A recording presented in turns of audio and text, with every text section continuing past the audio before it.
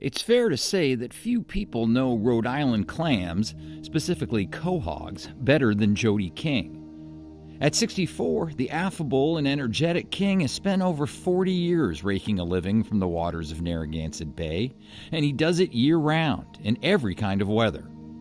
He's also a natural teacher, frequently conducting instructional classes on shellfishing for the state's Department of Environmental Management.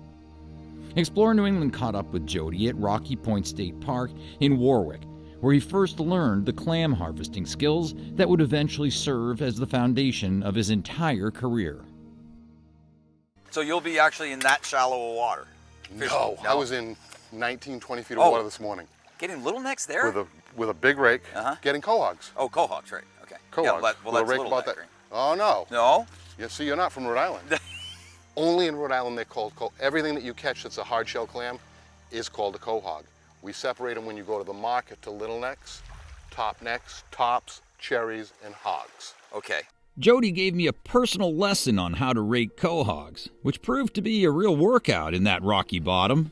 And you have to get literally under the rocks to catch any quahog. Okay. As you pull back and forth. And when do you stop? When the rake is full. Oh, hey, look at that on my first one. First rake. There you go, huh? Rookie. Oh, it's an underside. Look, I got two. Yeah, you had to beat me, right? Here, look. Yeah, yeah.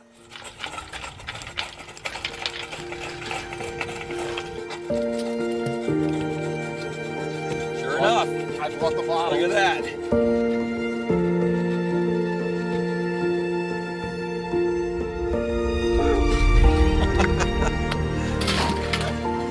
Once I start finding them in a spot, I don't move. You don't move.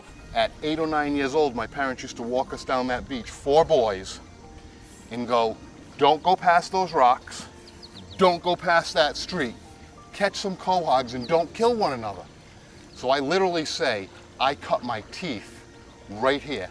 Every Rhode Islander has the inalienable right to walk down to the shoreline every day of the week, as long as the area is open, and catch a 1-gallon pail of clams with no license at all, 7 days a week, and catch 100 littlenecks every single time they walk down. It's beautiful. Growing up here in Warwick, I'm the oldest of 4 boys. My parents didn't have a lot of money, so we used to come down to Rocky Point and hang out and have a picnic at the beach. My parents would literally say, fill your buckets with quahogs so we can have a dinner. I could never imagine 50 years ago making the decision to dig these for a lifetime. Quahogs in Rhode Island for a living for more than half of my life, and I'm 63. Who has a better office than I do? Absolutely nobody. I can go on my boat. I get to take my dog to work every single day. Look at this. 1. That's a big one.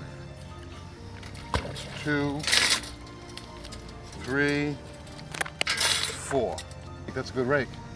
This is my rake. This is what we call the harvesting basket. These are the 9 or 10 or 11 teeth, depending on the rake. They come on the rake. You have to get all 3.5 or 3 inches of these teeth in the bottom in order to catch the quahogs. You can actually catch clams anywhere. It doesn't have to be a sandy bottom, a muddy bottom. This is called Rocky Point, and you catch way more rocks here than you catch quahogs for that reason. They are hidden in the rocks. So in order to catch them, you got to dig a lot of rocks. And these are by far, in a rocky bottom, the best clams you'll ever eat.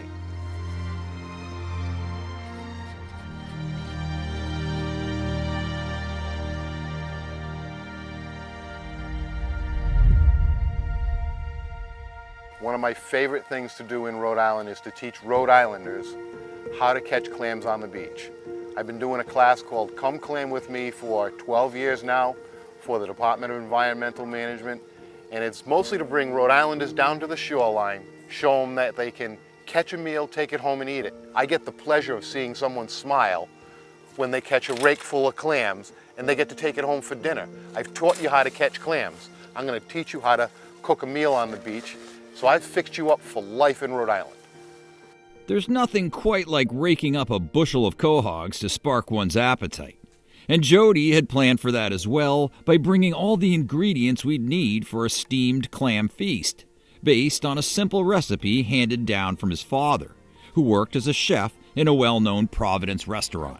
So We put the quahogs in the sauce in the pan with very little water because each quahog has its own liquor built into its shell that as it gets warm, it will open up and drop its liquor into the pan, and that starts the steaming process along with the olive oil, garlic, basil, and crushed red pepper. Oh, that looks cool.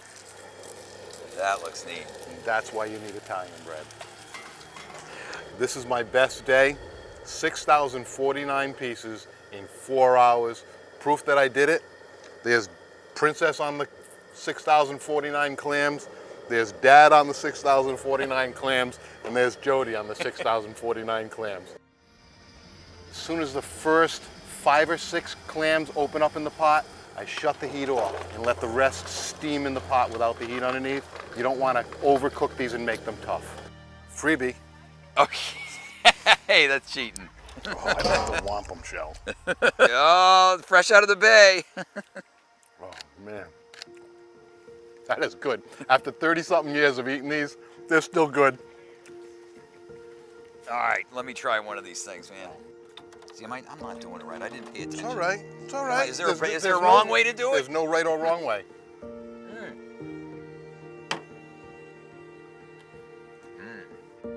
I love that salty broth. And that's Narragansett Bay you're eating. Yeah, right. I love that.